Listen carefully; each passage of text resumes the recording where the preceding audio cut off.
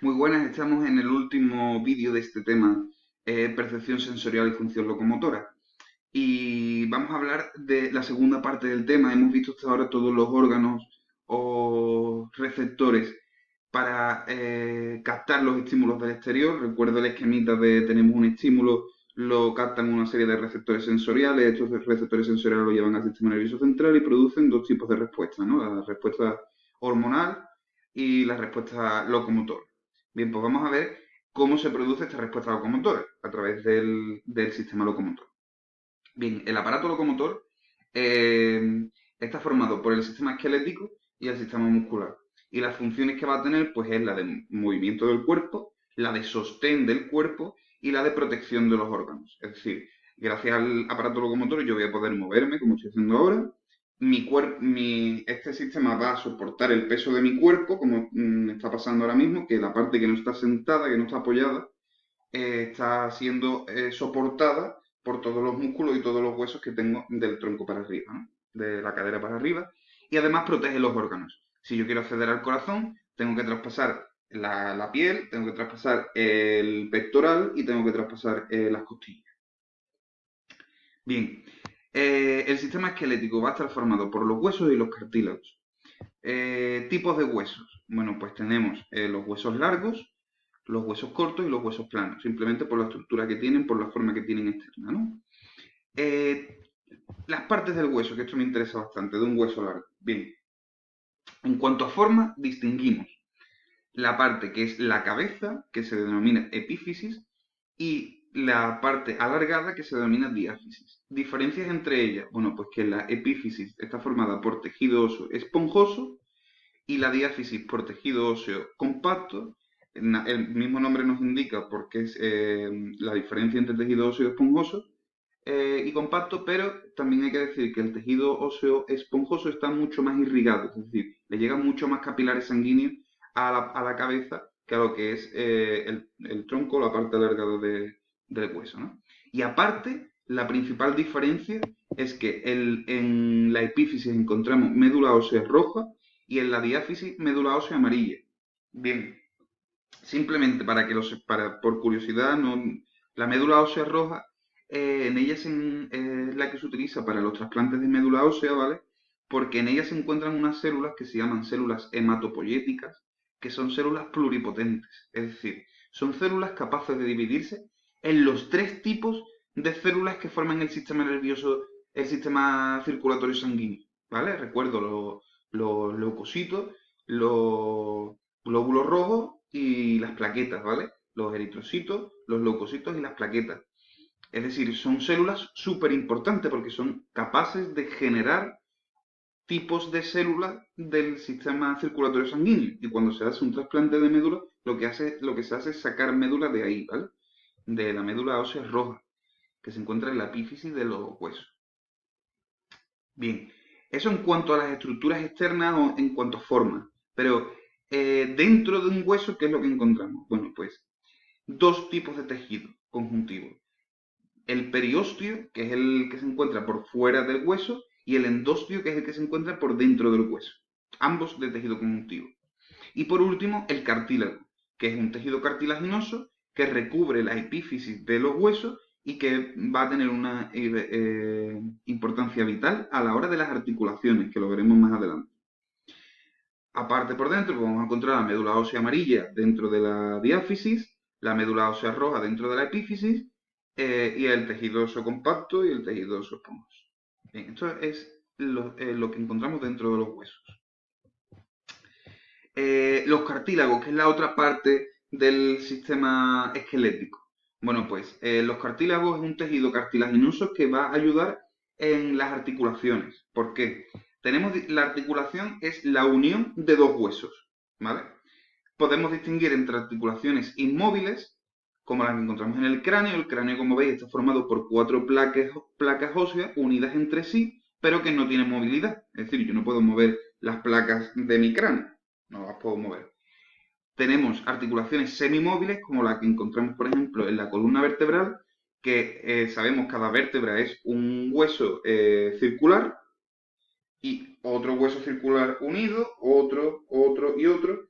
entre ellos cartílago, que permite un poquito el movimiento, pero mucho menos que el que encontramos en articulaciones móviles, como por ejemplo la del codo o la del hombro. Yo el hombro lo puedo mover hasta aquí, puedo hacer así, ¿no? Puedo hacer movimientos relativamente circulares. Esto es una articulación muy móvil en comparación con la columna, que no puedo moverla más que hasta aquí o hasta aquí, ¿vale? Bien, ¿cuáles son las partes de una articulación? Bueno, pues encontramos primero los ligamentos. Los ligamentos son fibras que van a unir a los dos huesos. De manera que si yo tengo una unión de huesos, no estén muy separados, sino que estén juntos gracias, o no puedan separarse tanto gracias a los ligamentos, ¿no? Que son esas fibras que van a unir los huesos. Después tendríamos el cartílago. El cartílago lo que va a hacer es cubrir la parte externa del hueso para evitar que choquen entre sí los huesos y haga rozamiento. Al no haber rozamiento no se va a desgastar tanto el hueso. Y por último estaría la bolsa sinovial, que es una bolsa de líquido que lo que va a hacer es lubricar esa articulación. Bien, esto no hay que sabérselo, por supuesto. Y nos vamos al sistema muscular. Bien, el sistema muscular es todo lo que está formado por músculo esquelético estriado. Recuerdo, había tres tipos de tejido muscular. El tejido muscular liso, que es el que forma todo lo que son las vísceras, es el que permite los movimientos peristálticos del esófago, el que permite los movimientos estomacales del estómago, los movimientos intestinales del intestino, que era una contracción lenta e involuntaria. Después teníamos el tejido muscular cardíaco, que es el que forma el corazón, concretamente el miocardio. Voy recordando porque probablemente ya lo habréis dado a olvidar en vuestro cerebro. El miocardio, que es el que permite la contracción rápida e involuntaria. Y el músculo esquelético estriado es el que permite unas contracciones rápidas y voluntarias, ¿de acuerdo? Entonces, todo este tejido muscular esquelético estriado es el que va a formar parte del sistema muscular dentro de la función locomotora y siempre va a estar asociado a los huesos, ¿vale? Por eso se llama músculo esquelético. Bien, estructuras de un músculo. Vamos a ver. Primero, como he dicho, va a estar asociado a un músculo y lo que va a hacer de nexo, de unión entre un músculo y el hueso va a ser el tendón, que es un tejido conjuntivo que une el músculo al hueso. Y además es de vital importancia, porque por ejemplo, si yo tengo el brazo estirado y lo que hago es una contracción del bíceps, lo que estoy haciendo es tirar de mí todo el hueso, todo el conjunto del antebrazo y la mano, ¿no? Está tirando de sí, el músculo está tirando también del hueso, ¿no? Bien, para entender bien el músculo, tenemos que tener claro que las células que forman a un músculo se denominan fibras musculares. ¿Qué son estos? Son unas células específicas del músculo, muy características, que son muy alargadas y se les llama fibras musculares. Entonces, las distintas estructuras que vamos a ir viendo del músculo va a ser conjuntos de muchas fibras musculares, de muchas células. Si empezamos desde lo más chico, tendríamos una fibra muscular. El conjunto de muchas fibras musculares va a formar un fascículo muscular y el conjunto de muchos fascículos musculares va a formar un músculo. Aquí vemos una fibra muscular, el conjunto de muchas fibras musculares va a formar un fascículo muscular y el conjunto de muchos fascículos musculares, como vemos aquí, va a formar todo el músculo. Bien, eso en cuanto a estructura. ¿Qué capas encontramos? Bueno, pues alrededor de cada fibra muscular vamos a tener un endomisio, que es tejido conjuntivo que rodea a una sola fibra muscular. Rodeando a un fascículo muscular vamos a encontrar el perimisio, que es tejido conjuntivo que rodea a un fascículo muscular. ¿Y qué es un fascículo muscular? Un conjunto de fibras musculares. Y rodeando al músculo, a ese conjunto de fascículos musculares, vamos a encontrar el epimisio, que es tejido conjuntivo que rodea a todo el músculo entero. De manera que el músculo, voy a tener rodeando a él el epimisio, tejido conjuntivo que rodea el músculo. ¿De qué está formado un músculo? De muchos fascículos musculares. Alrededor de cada fascículo voy a encontrar perimisio, tejido conjuntivo que rodea cada fascículo muscular. Dentro de cada fascículo muscular va a estar formado por muchas fibras musculares. ¿Qué es una fibra muscular? Una célula, la célula que forma los músculos. Rodeando a cada fibra muscular voy a encontrar endomisio, tejido conjuntivo que rodea a una sola fibra muscular. Bien.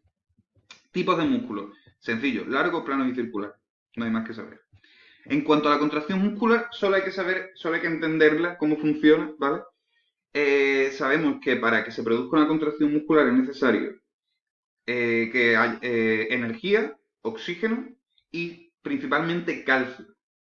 Vamos a quedarnos ahí. En las fibras musculares, en las células, existen una serie de canales que permiten el paso de calcio hacia afuera y hacia adentro y eso provoca una diferencia de voltaje que junto con la energía es lo que permite que se produzca la contracción. ¿Vale? Simplemente para que lo sepáis. Pero lo que sí quiero que sepáis es que es una contracción. Mirad, en estado de relajación, las fibras musculares se encuentran separadas entre sí. En estado de relajación, cuando yo contraigo el músculo, lo que estoy haciendo es que se unan las fibras musculares, ¿de acuerdo? Que se acerquen entre ellas. Si esto es en estado de relajación, las fibras musculares en estado de contracción estarían así, ¿vale? Entonces, aquí lo que estamos viendo es el ejemplo de unas contracciones y relajaciones en los músculos antagonistas.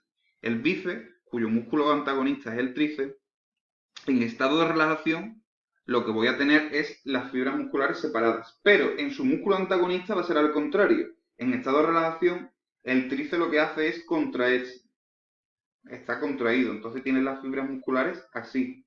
Cuando yo cojo y acerco mi mano al hombro, lo que estoy haciendo es contraer las fibras musculares de mi bíceps y las fibras musculares de mi tríceps lo que van a hacer es relajarse, es decir, se van a separar. Aquí vemos contraído y relajado. Bien, y esto sería todo lo que habría que saberse. Obviamente, no hay que saberse los tipos de todos los huesos y músculos del organismo, esto no hay que sabérselo, simplemente lo que yo he explicado hasta aquí. Bien, tarea que me tendréis que entregar la semana siguiente, pues, como se habrán imaginado, este dibujo con sus partes explicadas y este dibujo con sus partes explicadas. ¿De acuerdo?